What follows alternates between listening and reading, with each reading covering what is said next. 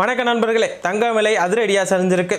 உலக மார்க்கெட்டில் உலகத்தில் இருந்து கிடைச்ச தகவல் படி தங்க விலை அதிரடியாக சரிஞ்சிருக்கு. நான் வீடியோ ரெக்கார்ட் பண்ணிக்கிட்டு இருக்கிறது 1:45 AM, அதாவது காலை 9 மணிக்கு தான் அதிகாரப்பூர்வ தகவல் வரும். இப்போது உலக மார்க்கெட் நிலவரத்தை பார்க்கும்போது திடீரென தங்க விலை சரிஞ்சுக்கிட்டு இருக்கு. பட் அதிகாரப்பூர்வ அறிவிப்பு காலையில் 9 மணிலேருந்து 10 மணிக்குள்ளே தான் வரும். நாம் அதுக்கு முன்னாடியே வீடியோ போடுறோம். அதாவது நேற்று 4/3/2026 1 கிராம் 14,565 இருந்துச்சு.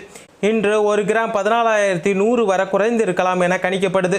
அதாவது 1 கிராமுக்கு 465 ரூபா வரை குறைந்து இருக்கலாம் என கணிக்கப்படுது. ஒரு சவரன் 8 கிராம் 1,14,500 நேற்று இருந்தது. இன்று 4/3/2026 ஒரு சவரன் அதாவது 8 கிராம் 1,12,800 வரை குறைந்து இருக்கலாம் என எதிர்பார்க்கப்படுது. அதாவது ஒரு சவரனுக்கு 3,720 வரை குறைந்து இருக்கலாம் என எதிர்பார்க்கப்படுது. 3/3/2026 நேற்று 100 கிராம் 14,56,500 ரூபாயாக இருந்தது. இன்று 4/3/2026 இன்று 100 கிராம் 14,10,000 ரூபாயாக இருக்கலாம் என்று கணிக்கப்படுகிறது. அதாவது 100 கிராமுக்கு 46,500 வரை குறைந்திருக்கலாம் என எதிர்பார்க்கப்படுது.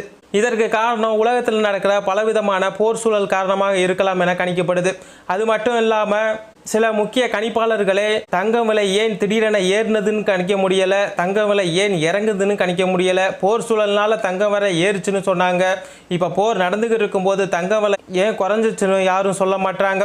உலக கணிப்பாளர்கள் என்ன சொல்கிறாங்கன்னா, தங்க விலை ஒரு கட்டுக்கடங்காத நிலையை எட்டிக்கிட்டு இருக்கு. எப்போ வேணாலும் ஏறலாம், எப்போ வேணாலும் இறங்கலாம் அப்படிங்கிற நிலைமையில இருக்குது. அதனால மக்களாகிய நீங்கள் என்ன பண்ணணும்னா, தங்கத்தில் முதலீடு பண்ணுறீங்கன்னா பாதுகாப்பாக சேஃபாக முதலீடு பண்ணுங்கள். இதை தான் நான் சொல்கிறேன். நீங்கள் கல்யாணத்துக்கு தங்கம் வாங்கணும்னு நினச்சிங்கன்னா கொஞ்சம் கொஞ்சமாக வாங்குங்க. அதுதான் சேஃபான மெத்தட். தங்கம் வாங்கும்போது கவனிக்க வேண்டிய சில முக்கிய அறிவுரைகள் நான் சொல்கிறேன். தங்கம் வாங்குறதுக்கு முன்னாடி தங்க நகைக்கடைக்கு சென்று எத்தனை % GST போடுறீங்க, செய்கூலி சேதாரம் எத்தனை % போடுறீங்கன்னு தெளிவாக கேட்டு உடனே வாங்காமல் கொஞ்சம் பொறுமையாக இருந்து வாங்குங்க.